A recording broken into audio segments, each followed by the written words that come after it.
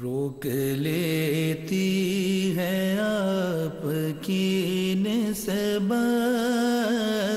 تیر جتنے بھی ہم پہ چلتے ہیں، روک لیتی ہے آپ کی نسبت، تیر جتنے بھی ہم پہ چلتے ہیں، یہ کرم ہے حضور کا ہم پر، آنے والے عذاب ٹلتے ہیں، یہ کرم ہے حضور کا ہم پر، آنے والے عذاب ٹلتے ہیں۔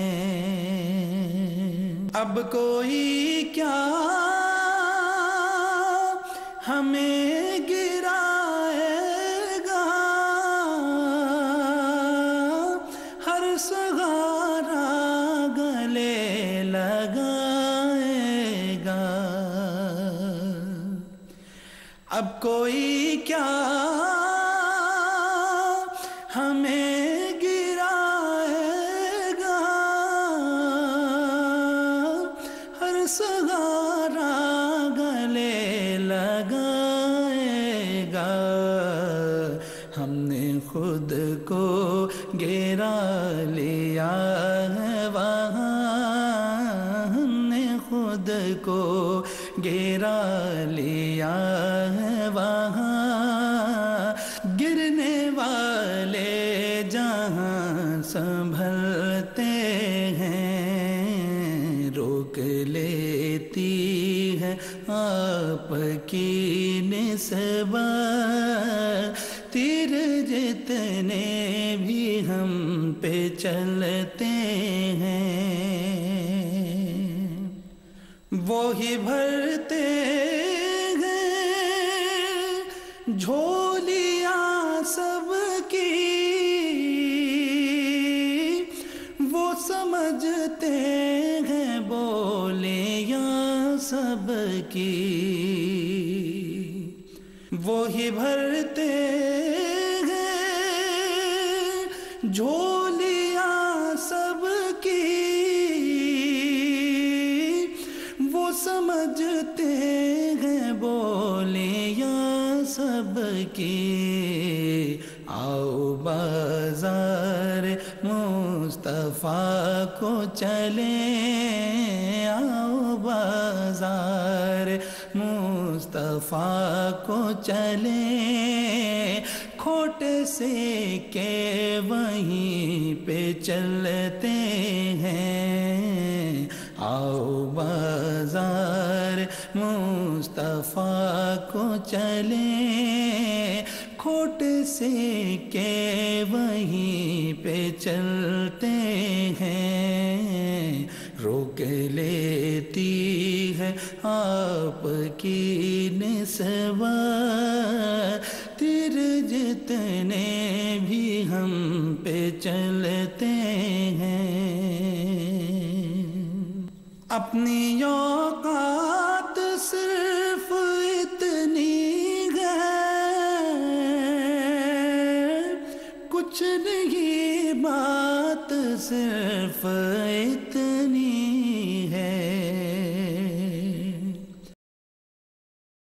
یا رسول سلام علیک، یا حبیب سلام علیک، صلوات اللہ علیک۔ بسم اللہ الرحمن الرحیم، الحمدللہ رب العالمین والصلاة والسلام علی خاتم النبیین۔ ناظرین محترم السلام علیکم ورحمۃ اللہ وبرکاتہ۔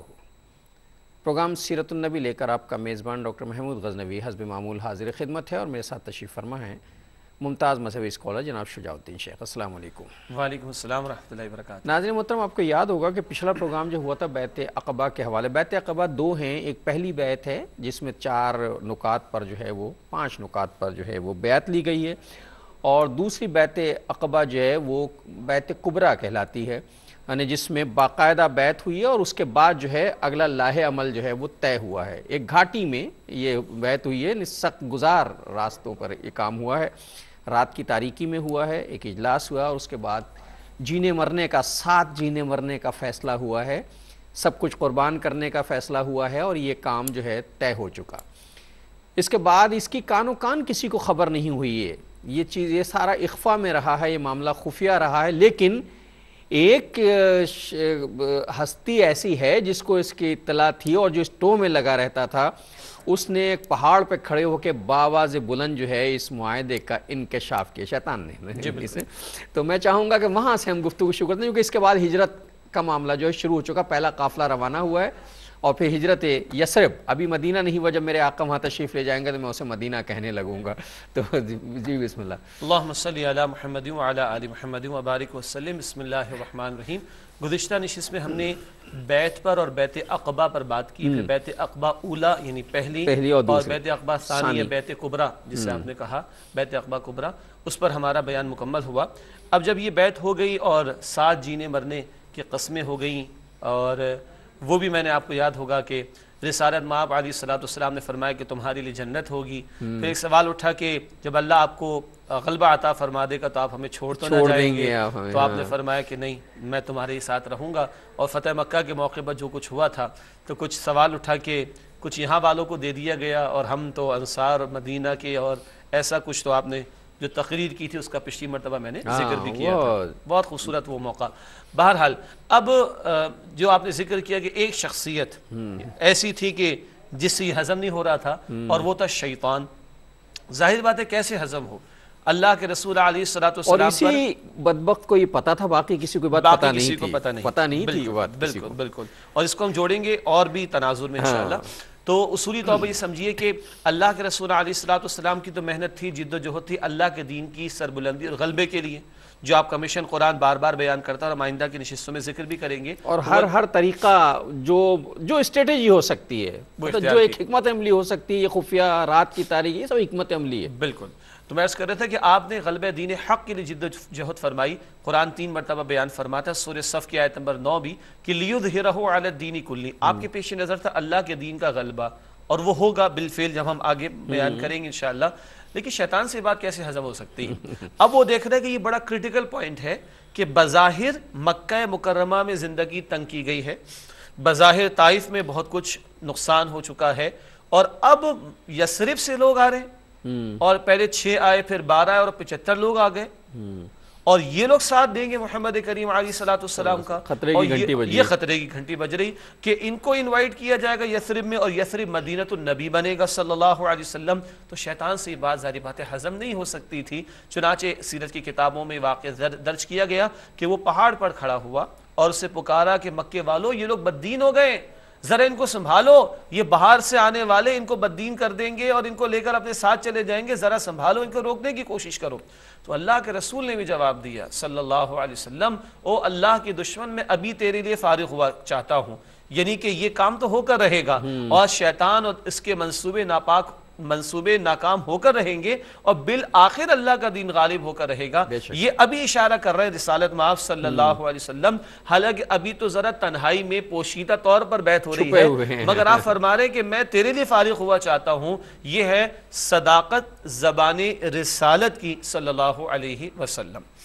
تو یہ اعلان ہوا ہے, اور اس اعلان کے بعد ناظرین ہوا یہ ہے کہ مکہ میں ایک کھلبلی سی مچی ہے, لوگوں نے جا کے لوگوں سے پوچھنا شروع کیا ہے, لیکن کسی کو بھی اس کی تصدیق نہیں ہوئی, اس لیے کہ جو حضرات وہاں موجود تھے وہ سارے بیعت کر چکے تھے, اور جو اہل مکہ یہاں جو لوگ گئے تھے انہوں نے جا کے انکار کر دیا کہ ہمارے سامنے تو سب کچھ ہوا. یہ کہ کیونکہ رات کی تاریکی میں ہوا پہلی بار.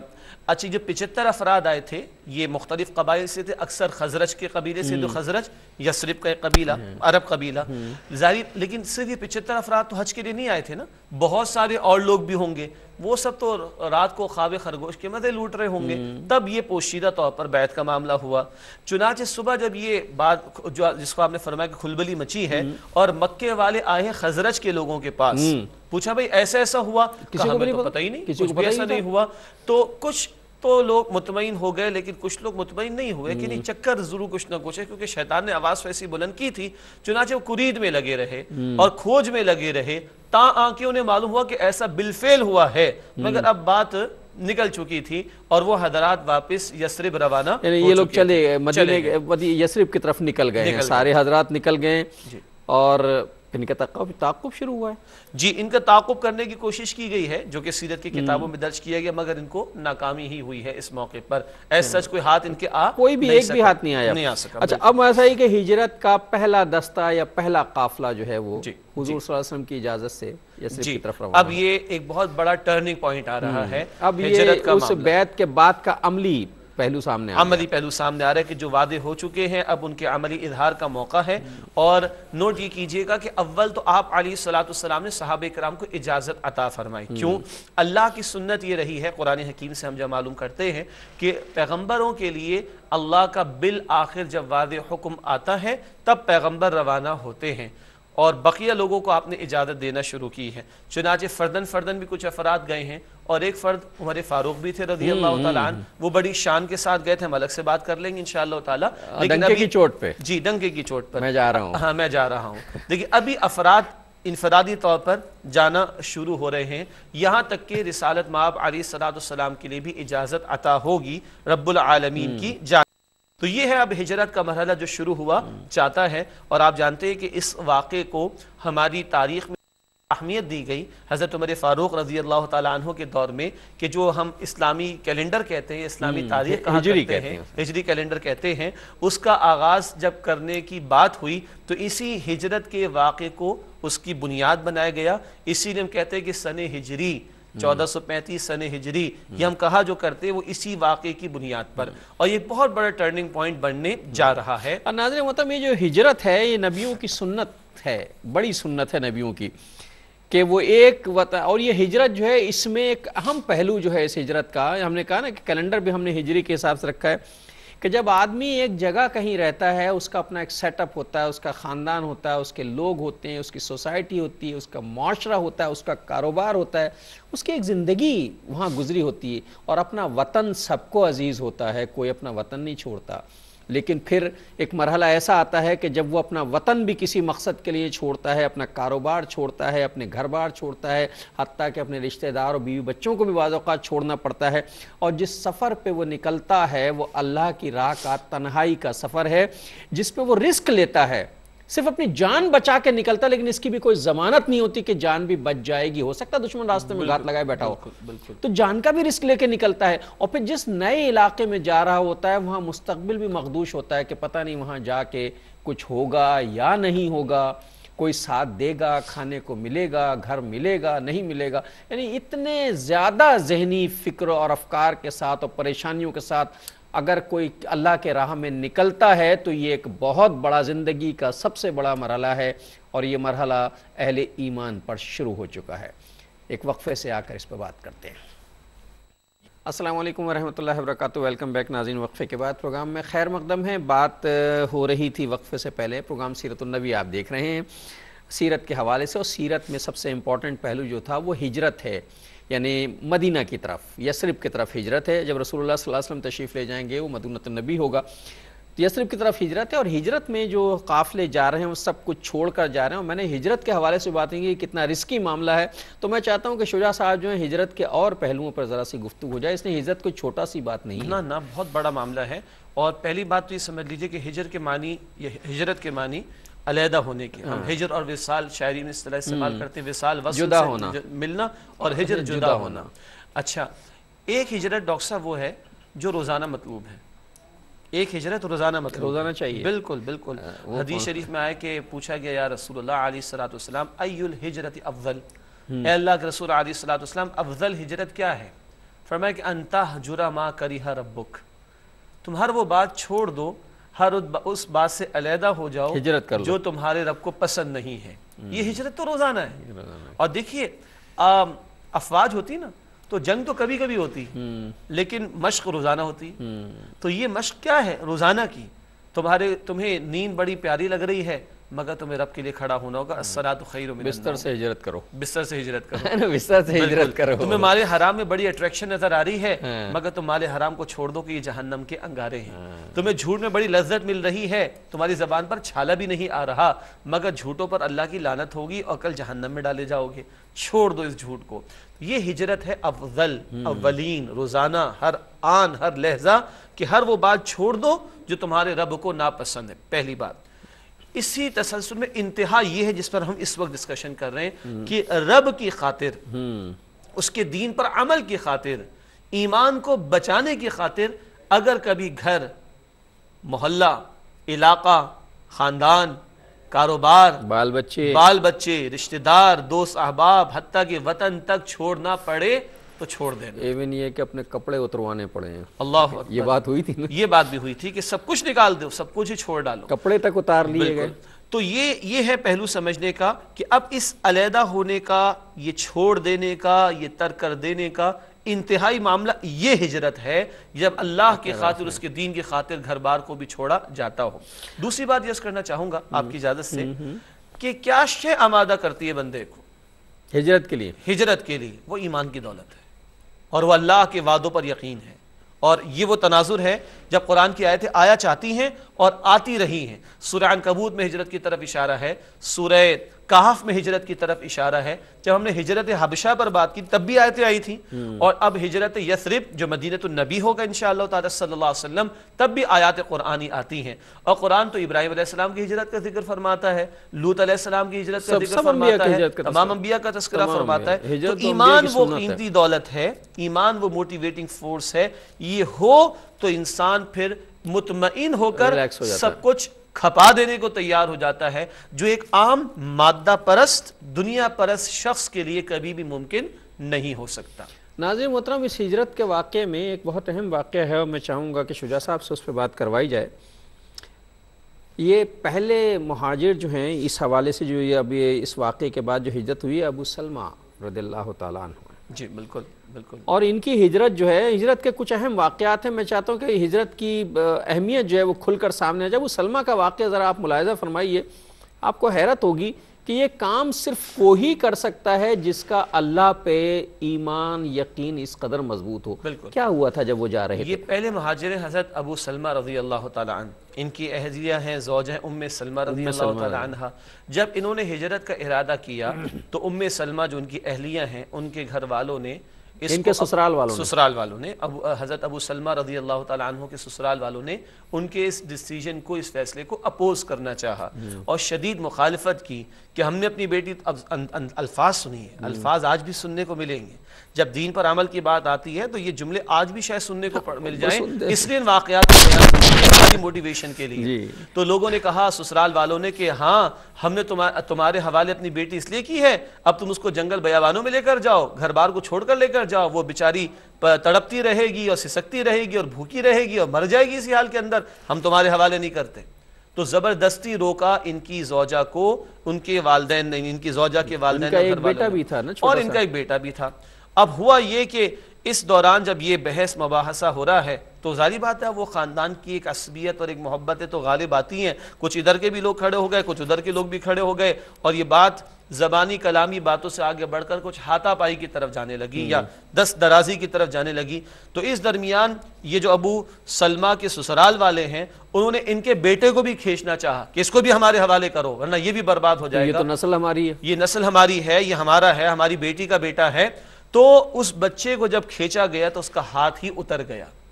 اب ایک باپ ہے اس کے سامنے, اس کا بیٹا اس کے ساتھ یہ ہو رہا ہے, ایک شوہر ہے اس کی بیوی کے ساتھ یہ ہو رہا ہے, اور اس کو روکا جا رہا ہے. اور وہ اللہ کے بندے اس سب کے باوجود اللہ کی راہ میں تنہا ہجرت کے لیے نکل جاتے ہیں.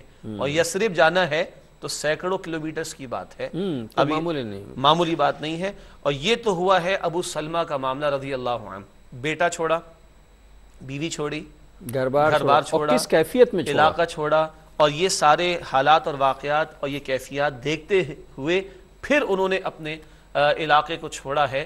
ناظرین کرام, یہ اللہ ہمیں اس کا تاثر لینے کی توفیق عطا فرمائے. ہم تو دعا کر سکتے ہیں اللہ تعالیٰ سے, ہم بڑے آرام سے ہجرت کی کتاب رکھ کے پڑھ تو لیں گے. یہ واقعات سے اسی لیے ڈسکس کروانا چاہ رہا ہوں آپ سے اور کر رہا ہوں, ورنہ تو سیدھی بات ہے کہ ہجرت ہوئی اور تمام حضرات ہجرت کر کے چلے گئے, مدینہ میں ایک بستی قائم ہوئی, اس بستی پہ ہم تذکر, لیکن ہجرت کے جو واقعات ہیں وہ بڑے دل ہلا دینے والے واقعات ہیں, اور اس سے ہجرت کے مقاصد پتہ چلتے ہیں کیا ہیں. اب اس کے بعد کیا ہوا؟ ظاہری بات ہے وہ بیوی بھی تو بیوی ہے, ام سلمہ بچے کی والدہ اور ابو سلمہ کی اہلیہ, بچہ بھی اس کے پاس نہیں ہے جی, اور ابھی وہ پریشان ہے, اور پریشانی کے اس عالم کے اندر 1 سال کی لگ بھگ کا وہ بیش گزرنے کا معاملہ آتا ہے, اور پھر وہ اللہ کی بندی اللہ پر توکل کر کے اعتماد کر کے تنہا وہ بھی نکل پڑتی ہے. اب اس زمانے میں سوچئے, کوئی آج کے ٹرانسپورٹیشن, کوئی مینز آف کمیونیکیشن, کوئی ذرائع آمد و رفت اور ذرائع مواصلات موجود نہیں, اور 500 وہاں سے جو یثرب کا فاصلہ ہے وہ 500 کلومیٹر, یعنی 500 کلومیٹر کا مطلب ڈاکٹر صاحب یہ ہوا کہ کم و بیش ہم لاہور کے قریب پہنچ گئے. آدھا کر لیجیے, آدھا کر لیں, وہ 1100-1200 کلومیٹر کا آدھا ہے. لیکن غور کیجئے ڈاکٹر صاحب, آج بھی جو لوگ حضرات اور خواتین جن کو اللہ توفیق دیتا ہے حج عمرے کے لیے جاتے ہیں, بڑی زبردست بسیں ہوتی ہیں, لیموزین اور گاڑیاں بھی ہوتی ہیں, اس کے باوجود کہ تمام فیسلٹیز ہیں, تھک جاتے ہیں پھر بھی, اور وہ اللہ کی بندی تنہا ایک عورت اللہ پر توکل کر کے 500 کلومیٹر کا فاصلہ تنہا بیابان میں, اور ساتھ کوئی نہیں ہے, کوئی ساتھ نہیں, اور پھر بالآخر ان کی ملاقات ہو جاتی ہے ابو سلمہ سے رضی اللہ تعالیٰ عنہ. لیکن اندازہ کریں کہ ایک عورت تنہا اللہ کی راہ میں نکلتی. یہ ہے اولین مہاجرین یثرب کی طرف جو گئے ہیں, ابو سلمہ رضی اللہ تعالیٰ عنہ, پھر ان کی زوجہ ام سلمہ بھی اس حوالے سے. اسی طرح حضرت صہیب رضی اللہ تعالیٰ عنہ کا واقعہ, جی وہ بھی اولین مہاجرین میں سے ہیں. حضرت صہیب رومی رضی اللہ تعالیٰ عنہ تو بہت مشہور صحابی ہیں, اور ان کے نام کے ساتھ روم بھی لگا ہوا ہے, تو معلوم ہوا کہ روم سے تشریف لائے تھے. جب یہ ہجرت کرنے لگے تو مشرکین نے روکا ان کو, اور روک کر کہا کہ صہیب تانا دیا, جب تم آئے تھے نا تو کچھ تھا نہیں تمہارے پاس, غریب تھے, تم وہاں سے چھوڑ کر آئے تھے. اچھا صہیب کی وہ بھی ایک ہجرت تھی نا, یہ بھی تو ذہن میں رکھیے رضی اللہ عنہ. صہیب رضی اللہ تعالیٰ عنہ کی وہ بھی تو ایک ہجرت تھی کہ رسالت میں آپ کے قدموں میں انہیں پہنچنا تھا صلی اللہ علیہ وسلم. تو کہنے لگے مشرکین اور تانے دینے لگے کہ جب تم آئے تھے کچھ نہیں تھا تمہارے پاس, آج تم نے کچھ بنایا, کمایا, جمع کیا ہے, تو یہاں پر آ کر کیا ہے, تمہیں جانے نہیں دیں گے جب تک یہ سارا مال تم چھوڑ نہ دو. تو فرماتے ہیں اگر میں مال سارا تمہارے حوالے کر دوں تو مجھے جانے دو گے؟ تو میں مال چھوڑ دوں, تم میرا راستہ چھوڑ دو گے؟ تو میرا راستہ چھوڑ دو گے. ناظرین کرام ذرا غور کیجئے, تو مشرکین نے کہا چھوڑ دیں گے, تو کہا چھوڑ دو, تو میرا راستہ چھوڑ دو, میں اپنا مال چھوڑ دیتا ہوں. اور اللہ اس پر کلام نازل فرماتا ہے. ایک رائے ہے مفسرین کی, سورہ البقرہ کی آیت نمبر 207 ہے, وَمِنَ النَّاسِ مَن يَشْرِي نَفْسَهُ ابْتِغَاءَ مَرْضَاتِ اللَّهِ, اور لوگوں میں سے وہ بھی ہے جو اپنی جان بیچ ڈالتا ہے, اپنے آپ کو بیچ دیتا ہے اللہ کی رضا حاصل کرنے کے لیے. اور یہی وہ سودا ہے جو رب نے کیا ہے بندوں سے. سورہ توبہ کی آیت نمبر 111 ہے, پچھلی مرتبہ اس کا ذکر بھی آیا تھا, ان اللہ اشترى من المؤمنین انفسهم واموالهم بان لهم الجنہ, بلا شبہ اللہ تعالیٰ نے ایمان والوں سے ان کے مالوں اور ان کی جانوں کا سودا کر لیا, بان لهم الجنہ, اس کے عوض میں ان کے لیے جنت ہے. یہ ہے وہ جنت کے وعدے جن پر یقین ان صحابہ کرام کا, اور ساری زندگی کی پونجی بھی دینے کو تیار ہیں, خطرات مول لینے کو تیار ہیں, مگر نبی علیہ السلام کی طرف سے حکم آ چکا ہے, اجازت مل چکی ہے, سب کچھ قربان کر کے نکل پڑے. اور اللہ ان کی مدح بیان فرما رہا ہے کہ لوگوں میں سے وہ بھی ہے جو اپنے آپ کو بیچ ڈالتا ہے اللہ کی رضا حاصل کرنے کے لیے. ناظرین یہ ہے, بیٹی کو, بیوی کو چھوڑ کے جا رہے ہیں, بیٹے کو چھوڑ کے جا رہے ہیں, معصوم بیٹے کو چھوڑ کر جا رہے ہیں, اپنا سارا مال چھوڑ کر جا رہے ہیں کہ مال تم رکھ لو, میرا راستہ دے دو, میں چلا جاتا ہوں. چلے گئے. ایک طرف یہ منظر ہے کہ یہ کیفیت, اور ایک طرف یہ کیفیت ہے کہ لو جی میں جا رہا ہوں, کسی میں ہمت ہے تو آ کے میرا راستہ روک. جی ناظرین بھی ہمارے سمجھ گئے ہوں گے کہ حضرت عمر فاروق رضی اللہ تعالیٰ عنہ کا بیان ہو رہا ہے کہ جن کو فاروق کب کہا گیا ہے کہ جب حق و باطل میں فرق ہونا شروع ہو جاتا ہے. جب ایمان لے آئے ہیں اس کے بعد عرض کرتے ہیں کہ یا رسول اللہ صلی اللہ علیہ وسلم کیا ہم حق پر نہیں ہیں؟ آپ فرماتے ہیں ہم حق پر ہیں. تو جب ہم حق پر ہیں تو ہم چھپ کر نماز کیوں ادا کرتے ہیں؟ تو کیوں نہ ہم علی الاعلان نماز ادا کریں. یہ ہے ان کے ایمان لانے کے بعد کا واقعہ. اور ادھر کیا ہے, ہر ایک جو بھی کیفیات ہیں علیحدہ علیحدہ, کچھ پوشیدہ طور پر, کچھ خاموشی کے ساتھ جا رہا ہے ہجرت کے لیے, لیکن یہ تلوار لے کر نکل آئے. اور کہتے ہیں کہ عمر جا رہا ہے رضی اللہ عنہ, اور جس کو اپنی بیوی کو بیوہ کرانے کا شوق ہو اور اپنے بچوں کو یتیم کرانے کا شوق ہو, وہ آئے اور وہ عمر کا راستہ روک لے رضی اللہ تعالیٰ عنہ. پھر روایات میں کہ چکر بھی لگاتے مدینہ مکہ مکرمہ کا، اور مکہ مکرمہ کے چکر لگا کر یہ اعلان کرتے ہوئے علل اعلان جو ہے وہ ہجرت فرماتے سیدنا عمر فاروق رضی اللہ تعالیٰ عنہ. اصل میں بات کیا ہے، کسی کی ہمت نہیں ہے، کسی کی ہمت تو ہے نہیں، ظاہری بات ہے شیطان کی نہیں تو باقی کسی کی کیا ہوگی. اللہ کے رسول علیہ السلام نے فرمایا نا کہ جس راہ سے عمر کا گزر ہو رضی اللہ عنہ وہاں سے شیطان بھاگ جاتا ہے. اب شیطان بھاگے گا تو شیطان کے ایجنٹس بھی بھاگ جائیں گے وہاں سے. یہ بہرحال سعادت ہے حضرت عمر فاروق رضی اللہ تعالیٰ عنہ کے لیے. حضرت عمر رضی اللہ تعالیٰ عنہ ڈنکے کی چوٹ پر تلوار برہنہ تلوار لیے مکہ کی گلیوں میں. یہ ایک واقعہ ہے اسلام کی عظمت کا واقعہ میں کہتا ہوں اس کو، کہ آپ دیکھیے کہ تلوار ہاتھ میں ہے اور وہاں جہاں ابو جہل رہتا ہے، وہاں جہاں بڑے بڑے دشمنان اسلام رہتے ہیں، وہاں تلوار لے کے مکہ میں چکر لے بھاگ نہیں رہے ہیں، گھوم رہے ہیں اور کہہ رہے ہیں لوگ بھائی آؤ میں جا رہا ہوں، کوئی روکنے والا ہے روکو. حجت تمام ہو رہی ہے کہ اگر کسی کو روکنا ہے تو آگے آئے. کسی میں ہمت نہیں ہے، چلے گئے. ابھی ایک اور باقی ہیں، یہ فاروق ہیں فرق کرنے والے حق اور باطل کے درمیان. ابھی تصدیق کرنے والے کی باری ہے، اور تصدیق کرنے والے کو بڑا دنیا میں اعزاز اللہ تعالیٰ نے بڑا اعزاز نصیب کیا ہے. قافلے روانہ ہوتے گئے ہیں ایک کے بعد ایک، ایک کے بعد ایک. اور اللہ کے رسول صلی اللہ علیہ وآلہ وسلم کے لیے بھی حکم ہجرت آ گیا ہے. نبی اس وقت تک ہجرت نہیں کرتا جب تک اللہ تعالیٰ کی طرف سے اسے حکم نہیں دیا، چونکہ نبی کا تو ہر کام جو ہے وہی الہی سے ہوتا ہے. نبی کریم کو حکم دے دیا گیا. اب یہ جو ہجرت ہے، اب یہ اصل ہجرت یہ ہے نبی کریم صلی اللہ علیہ وسلم کو جانا. اور یہ تاریخ میں ایک ایسا واقعہ ہے کہ جسے ہم بار بار بچہ بچہ بیان کرتا ہے، لیکن اس کی حکمت ذرا دیکھیے کہ اب نبی کریم صلی اللہ علیہ وسلم کی ہجرت کا موقع ہے. جی بالکل. اب آپ تشریف فرما رہے ہیں. اچھا، اس میں اللہ کے رسول منتظر بھی تھے صلی اللہ علیہ وسلم، اور صدیق اکبر کو آپ نے رضی اللہ تعالیٰ عنہ روک رکھا تھا. اور ہاں حضرت علی پہلے جانے لگے تھے نا حضرت ابوبکر صدیق. جی بالکل بالکل، وہ بھی ایک واقعہ ہے تاریخ کا حصہ. کہا کہ رک جاؤ میں بھی چلوں. ہاں، تو آپ صلی اللہ علیہ وسلم نے خاص ان کو روکا ہے، اور سیدنا علی رضی اللہ تعالیٰ عنہ کو بھی روکا ہے. بات کریں گے آگے چل کر انشاءاللہ تعالیٰ. لیکن جیسے آپ نے فرمایا بجا فرمایا کہ رب العالمین کی طرف سے واضح حکم آتا ہے پھر پیغمبر ہجرت فرماتے ہیں. تو ایک دن سیدنا صدیق اکبر رضی اللہ تعالیٰ عنہ فرماتے ہیں کہ ظہر کے بعد کا وقت تھا، اور عربوں کا تو معمول تھا کہ وہ قیلولہ کیا کرتے تھے.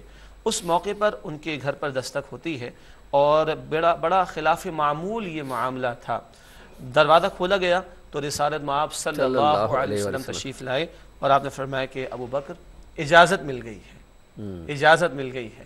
تو وہ بھی بڑے خوش ہوئے کہ میں نے 2 اونٹنیاں تیار کر کے رکھی ہیں، بڑا خوب ان کو کھلا پلا کر. تیاری ہو رہی ہے ہجرت کی. تیاری ہو رہی ہے. نبی کریم صلی اللہ علیہ وسلم کی بھی حسرت ہے جانے کی، اور حضرت ابوبکر صدیق نے 2 اونٹنیاں بھی تیار کر رکھی ہیں، اور بڑا میں نے کھلا پلا کر ان کو تیار کیا ہے. یہاں ایک بڑا ایموشنل موقع آتا ہے سیرت کے واقعات میں. اللہ کے رسول علیہ الصلوۃ والسلام نے فرمایا کہ ہاں ٹھیک ہے، مگر میں اس کی قیمت ادا کروں گا. بس یہ ایک ایسا موقع ہے جس کی بات کرنے کے لیے مجھے وقت چاہیے، اور میں بریک کے بعد اس پر بات کروانا چاہتا ہوں. السلام علیکم ورحمۃ اللہ وبرکاتہ. ویلکم بیک ناظرین. وقفے کے بعد پروگرام سیرت النبی میں آپ کا خیر مقدم. شجاع الدین شیخ صاحب میرے ساتھ تشریف فرما ہیں. میں ہوں آپ کا میزبان ڈاکٹر محمود غزنوی. پروگرام سیرت النبی ہے، اور یہ ساری تمہید میں نے اس لیے باندھی ہے دوبارہ کہ آپ منتظر تھے اس بات کے کہ حضرت عمر رضی اللہ تعالیٰ عنہ بھی چلے گئے ہیں، اور 2 اونٹنیاں تیار حضرت ابوبکر صدیق رضی اللہ تعالیٰ عنہ رکھی ہوئی ہیں. نبی کریم صلی اللہ علیہ وسلم کو بھی اجازت مل گئی ہے. لیکن شجاع صاحب نے ایک بڑے کمال کی بات جو ہے بیچ میں ڈال دی، تو میں نہیں چاہتا تھا کہ وہ اہم بات جو ہے وہ نکل جائے. بات یہ تھی کہ صاحب ان اونٹنیوں کی قیمت ادا کی جائے گی. ایک محبوب جو ہے وہ اپنے محب سے یہ کہہ رہا ہے کہ قیمت دینی ہے مجھے. جی وہ تو جان دینے کو تیار ہیں، آپ فرمانے قیمت دیں گے. بسم اللہ الرحمن الرحیم.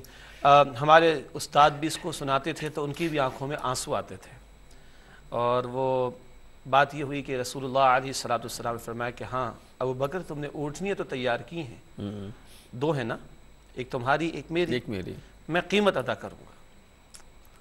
تو صدیق اکبر بھی روئے ہیں اس موقع پر کہ یا رسول اللہ مجھ سے بھی کوئی مغایرت کا معاملہ ہے، میں کوئی غیر ہوں آپ سے.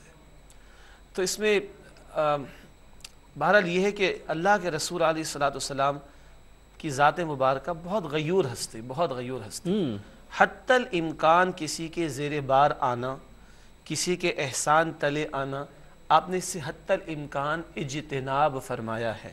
اس موقع پر ایسا واقعہ غار ثور میں بھی ہوا ہے کہ جب وہاں سے معاہدہ ہوا ہے تو کرائے پہ ہوا باقاعدہ. جی جی بالکل قیمتاً ہوا ہے. بالکل. اور اسی طریقے پر آپ دیکھیے کہ زیر احسان آنے سے آپ نے ہمیشہ اجتناب کیا ہے.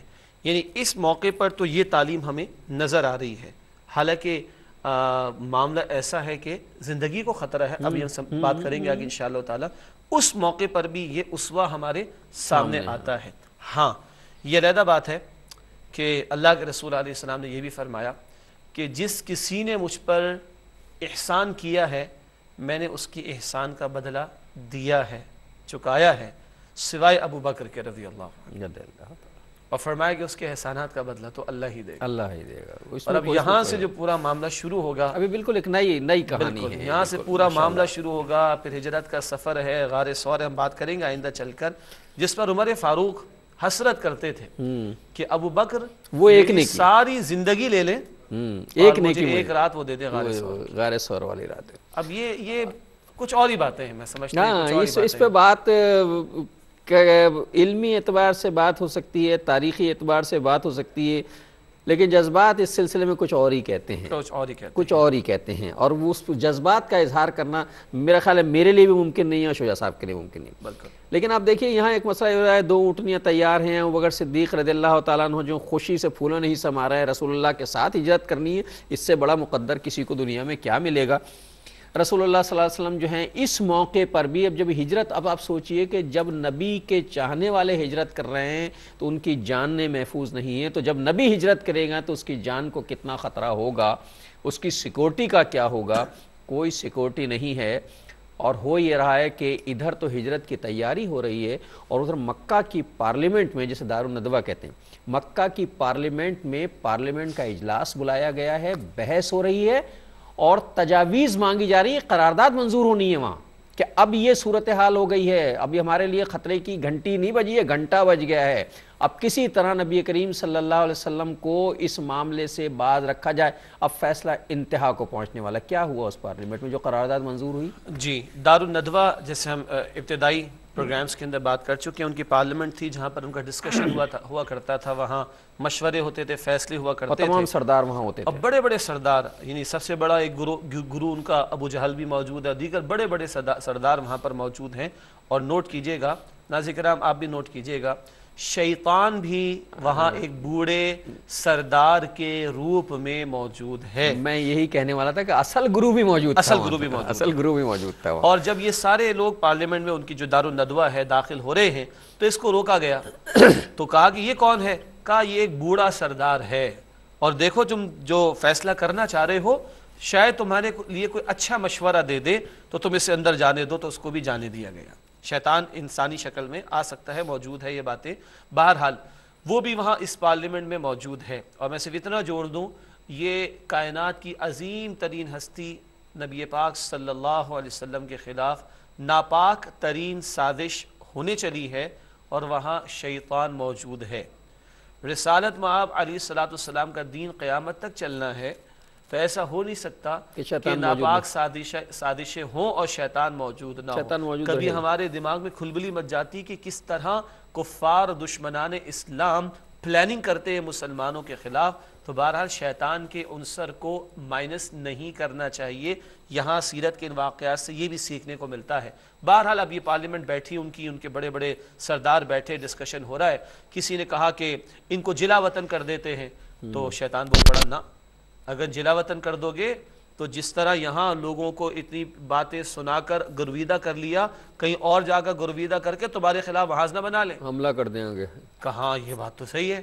کسی نے کہا کہ ان کو پھر ہم بیڑیاں پہنا کر جکڑ دیتے کسی جگہ, قید کر دیتے. کہا نہ, جو ان کے چاہنے والے ان کو چھڑا کر لے جائیں گے, تم کس کو جو ہے وہ روکنے کی کوشش کرو گے. تو بہرحال ایک بات آئی, دوسری بات آئی, تیسری بات آئی, رد ہوتی گئی. اب جو اس امت کا فرعون ابو جہل, ناظرین نوٹ کیجئے گا, ہم بات کریں گے آئندہ کچھ مہینوں بعد یا کچھ عرصے بعد جب غزوہ بدر پر, تو وہاں یہ جملہ آئے گا نبی اکرم صلی اللہ علیہ وسلم کا کہ جب یہ قتل ہوا, میری امت کا فرعون, جی بدر میں جب یہ قتل ہوا ہے پھر ابو جہل, تو آپ نے فرمایا کہ آج میری امت کا فرعون قتل ہوا ہے. یہ ابھی یہاں پارلیمنٹ میں موجود ہے, اور اب اس نے بدترین سازشی بات پیش کی ہے کہ نہ, ہم ایسا کر لیتے ہیں کہ سارے قبائل میں سے ایک ایک جوان جمع کیا جائے اور سب مل کر یک بارگی ان پر حملہ کریں، معاذ اللہ ان کے خلاف سازش کریں، اور اگر ان کا خاتمہ ہو جائے اور ان کے گھرانے والے ہم سے پوچھیں تو ہم کہیں گے بھائی ہم تو نہیں جانتے، ہم سارے کے سارے ہیں ان کے خلاف تھے، جو کچھ بھی تھا خون بہا وغیرہ دے کے جان چھڑا لیں گے، اور ان کے گھرانے کی ہمت نہیں ہوگی کہ سارے لوگوں سے مل کر وہ ٹکر لینے کی کوشش کریں، اتنے قبائل سے ٹکر لیں۔ تو یہ پلاننگ تھی اس کی ابو جہل کی، اور اس پر شیطان کھڑا ہوا۔ بات تو یہ بات ہے، تجویز تو یہ تجویز ہے، رائے تو یہ رائے ہے، باقی سب ہیچ ہے، بیکار ہے، بربادی والی بات ہے۔ اس رائے پر عمل کرو تو یہی تمہارا اصل کرنے کا کام ہے۔ ظاہر ہے وہ تو چاہتا ہی ہے، وہ تو چاہتا یہی ہے، وہ تو چاہتا ہی ہے۔ یہ ہے جو دارالندوہ میں فیصلہ ہوا۔ لیکن میں پھر بات کو ری انفورس کرنا چاہ رہا ہوں کہ شیطان موجود ہے اور وہ اس سازش کو سیکنڈ کر رہا ہے، اور کوئی بعید نہیں کہ ابو جہل کے اندر بھی ڈالنے والا، اس بات کو انٹیوشن کرنے والا، وسوسہ ڈالنے والا یہ شیطان۔ وسوسہ ڈالنا تو اس کا بنیادی کام ہے، الذی یوسوس فی صدور الناس، اس کا فنکشن ہی وسوسے ڈالنا ہے۔ اور آج دنیا بھر میں اب کوئی حرج نہیں ہے یہ بات کہنے میں کہ دنیا بھر میں جو سازشیں ہو رہی ہیں تو ہم اس کا الزام لوگوں پہ ڈالیں، اس پہ ڈالیں۔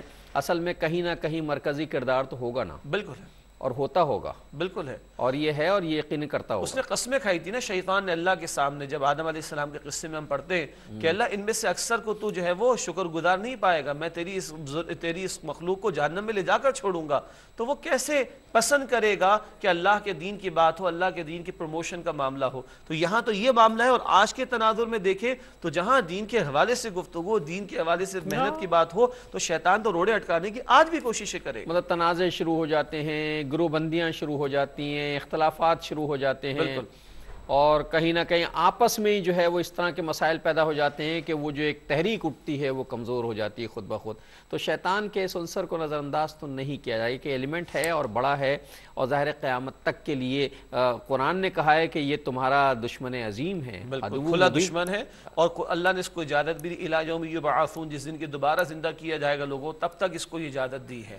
ہاں ہم پھر کبھی تفصیل سے بات کریں گے کہ شیطان وسوسہ ڈال سکتا ہے اور بندہ بچنے کا اہتمام کر سکتا ہے جب وہ اللہ کی پناہ میں آنے کی کوشش کر لے۔ اسی لیے اعوذ باللہ من الشیطان الرجیم پڑھتے ہیں، حتیٰ کہ تلاوت قرآن کے شروع میں بھی اعوذ باللہ من الشیطان، تو قرآن پڑھتے ہوئے بھٹکا دے، اس وقت بھی بھٹکانے کی کوششیں کرے گا، غلط تفہیمیں دیتا ہوگا، معنی سمجھاتا ہوگا، غلط معنی پہنانے کی کوشش کرے گا اور ذہنوں کو خراب کرنے کی کوشش کرے گا۔ تو اس تناظر میں بھی حتیٰ کہ آپ گھروں سے شروع کریں، گھر سے لے کے اجتماعی معاملات تک میں جہاں نزاع ہے وہ شیطان کی طرف سے ہے، یا وہ قرآن کہتا ہے سورہ مائدہ میں کہ وہ شیطان چاہتا ہے ان یوقع بینکم العداوۃ والبغضاء، شیطان چاہتا ہے کہ تمہارے درمیان بغض اور عداوت پیدا ہو، جو آپ نے کہا نا گروہ بندیاں پیدا ہو جاتی ہیں، نفرتیں پیدا ہو جاتی ہیں، نزاع پیدا ہو جاتا ہے، یہ شیطان ہے لڑوانا خلوص سے ہم چلے ہوتے ہیں، مطلب میں اور آپ بڑے خلوص سے چلیں، ایک مہم پہ چلے ہیں، نیکی کی طرف چلیں، پھر اچانک پتہ نہیں صرف ایک چائے کے کپ پہ اختلاف ہو گیا۔ بالکل، تو یہ جو کنفیوژنز آتی ہیں یا جو ڈفرینس آف اوپینین آتا ہے، پھر ایک دوسرے سے لڑائی کا معاملہ پیش آتا ہے، اس پوائنٹ پر ہمیں یہ یاد رکھنا چاہیے کہ یہ شیطان تو نہیں لڑوا رہا، ورنہ اپنے خلوص کے ساتھ ہم نے معاملہ کیا تھا، چاہے وہ گھر کا ہو یا تحریک کا، اجتماعیت کا، اگر اس کا ایلیمنٹ سامنے رہے گا تو شاید ہم صحیح ٹریک سے نہ ہٹیں گے اور صحیح راہ پر آگے بڑھتے چلے جائیں گے انشاءاللہ تعالی۔ ناظرین محترم، یہاں ایک مسئلہ یہ ہوا کہ اس پارلیمنٹ میں جو قرارداد ابو جہل نے پیش کی اور جسے شیطان، ابو جہل نے کیا پیش کی، اصل میں تمہیں کہوں ابو جہل کی شکل میں شیطان نے پیش کی، اور تائید بھی کم وقت خود ہی کر بیٹھا، اور نتیجہ یہ ہوا کہ اس کے نتیجے میں پھر تمام سرداروں کو جمع کیا گیا، سب مسلح ہوئے، اور نبی کریم صلی اللہ علیہ وسلم معاذ اللہ ثم معاذ اللہ نبی کریم صلی اللہ علیہ وسلم کو قتل کرنے کے ارادے سے آپ کے گھر کا محاصرہ کر لیا۔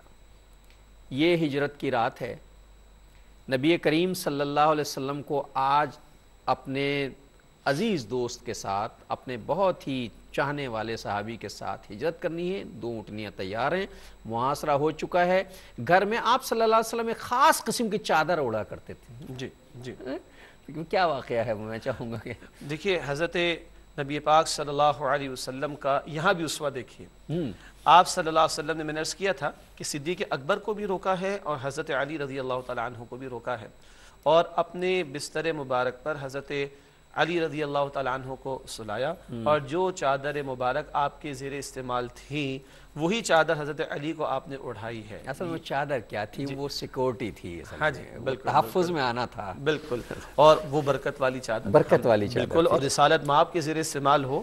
صحابہ رضی اللہ تعالیٰ عنہم اجمعین تو آپ کے جسم اطہر سے بہنے والے وضو کے قطرے پانی کے اور پسینے کے قطرے لے کر وضو کے پانی کو تو مل لیا کرتے تھے اور پسینوں کے مبارک قطروں کو اپنی عطر کی شیشیوں میں ڈالتے تھے، اور جب وہ شیشی کا عطر ختم ہونے کو آتا تو مزید اس میں عطر شامل فرماتے تا آ کے وہ نسل در نسل بھی چلا اور وہ خوشبو برقرار رہی.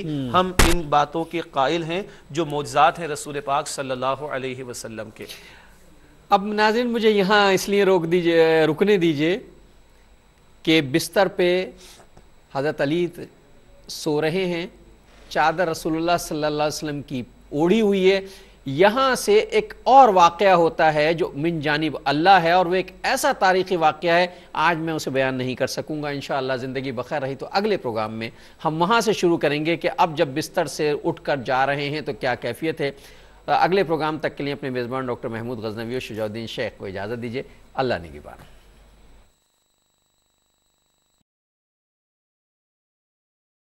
يا حبيبي يا محمد يا نبي سلام عليك يا رسول سلام عليك يا حبيب سلام عليك صلوات الله عليك يا نبي سلام عليك يا رسول سلام عليك يا حبيب سلام عليك صلوات الله عليك يا نبي سلام عليك يا رسول